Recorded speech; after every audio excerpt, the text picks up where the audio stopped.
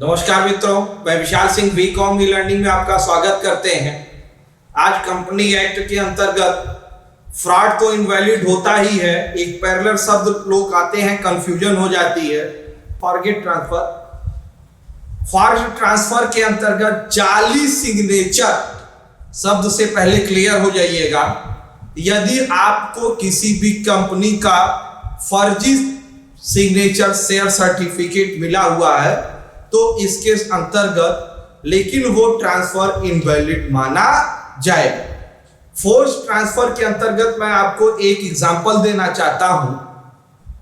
यदि एक कंपनी ने मिस्टर ओ को अपने शेयर इशू किए, मिस्टर ए को शेयर सर्टिफिकेट दिया गया, लेकिन उसी स्थान पर मिस्टर ए ने एक जाली दस्तखत बनाकर एक शेयर सर्टिफिकेट अपने पास रख लिया, जिसको उसने मिस्टर बी को बेच दिया। अब फर्स्ट ओनर ओ ही है, ए ने फ्रॉड किया है। जाली दस्तखत किसने, फॉर्ज सिग्नेचर किसने किया? मिस्टर ए ने किया। अब बी ने उसको खरीद लिया। बी ने देखा कि सिग्नेचर सही है, यह कंपनी ने इशू किया है, उसने फुल वैल्यू पेड करके शेयर को परचेज कर लिया।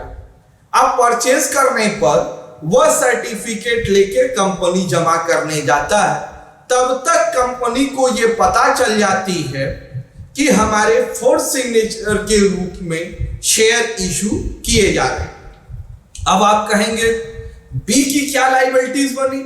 बी ने तो देखा कि सब सही है, हमने खरीद लिया, पैसा तो बी का। बी के कंपनसेशन का भुगतान कंपनी करेगी और फ्रॉड का मुकदमा, पेनाल्टी पनिशमेंट मिस्टर ए के ऊपर होगा, क्योंकि ओ ही फुल्ली पेड शेयर होल्डर है। ये फॉर्ज सिग्नेचर के अंतर्गत आप कर सकते हैं, क्योंकि शेयर सर्टिफिकेट वो देख के वो लेने से मना नहीं कर सकते, क्योंकि मिस्टर बी की इसमें कोई गलती नहीं है, इसलिए कंपनी उन्हें कंपनसेशन का भुगतान करेगी। Forge signature starting in the zero, क्योंकि फॉर्ज सिग्नेचर शुरू से ही शून्य मानी जाती है। फॉर्ज सिग्नेचर के अंतर्गत कुछ चीजें कंपनी एक्ट में दी गई हैं, मैंने आपको उनको बताना है। First, signature, forge instrument of the transfer in two parties. मैंने इंस्ट्रूमेंट पे बार बार बताया, टू पार्टीज इन सिग्नेचर। आपको दोनों पार्टी के सिग्नेचर का मिलान करना होगा।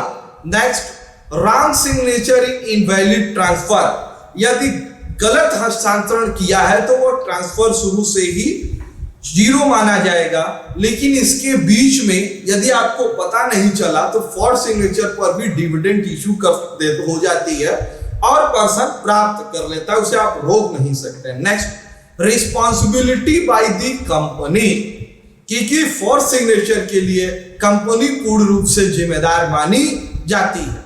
रजिस्ट्रार, क्योंकि ओरिजिनल सिग्नेचर जिसका है, ओरिजिनल ओनर है, वो रजिस्ट्रार के पास जाकर के अपना नाम रजिस्टर में अंकित कर सकता है। आज हमने फॉर्ज सिग्नेचर के रूप में आपको बताया, आपने मेरा पूरा वीडियो देखा, आपके लिए इसको मैं धन्यवाद कहता हूं।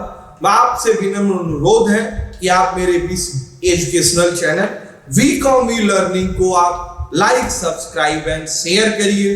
बेल आइकन का बटन न दबाना भूलिए, जिससे मेरे कोई भी वीडियो फर्स्ट आपको कॉमर्स से संबंध में, कंप्यूटर के संबंध में, अकाउंट्स के, टैली वगैरह के, टैली के संबंध में अगर आपको मिलते हैं तो इसकी इंफॉर्मेशन आपको फर्स्ट प्राप्त हो जाएगी।